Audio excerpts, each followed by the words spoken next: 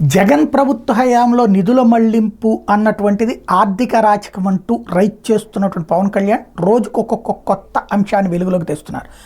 తాజాగా పంచాయతీరాజ్ గ్రామీణాభివృద్ధి శాఖ సంబంధించి డేటా ఎంట్రీ ఆపరేటర్ లాంటి చిరుద్యోగులకు ఏడాదిన్నరగా జీతాలు చెల్లించకుండా వైకాపా ప్రభుత్వం వ్యవహరించిందన్నట్టు విషయం ఆయన నోటీస్కి వచ్చింది. ఉద్యోగుల కుటుంబాలు ఆవేదనతో ఉన్నాయని ఆయన ఆవేదన వ్యక్తం చేశారు. ఏదైతే పంచాయతీరాజ్ ఇంజనీరింగ్ విభాగం పనితీరు మీద ఆయన సమీక్ష నిర్వహించారు.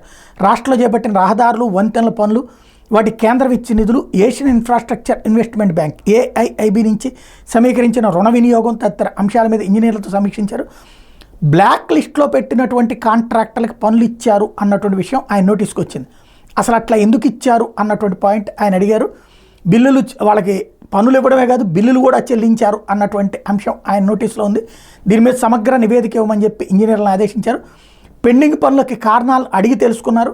గ్రామీణ రహదారులు ఎంత మేరకు దెబ్బతిన్నాయి, ఎంతకాలం నుంచి మరమ్మతులు చేయడం లేదు, ఇందుకోసం కేటాయించిన నిధులు ఏం చేశారన్న దాని మీద కూడా నివేదిక ఇవ్వాలని కోరారు.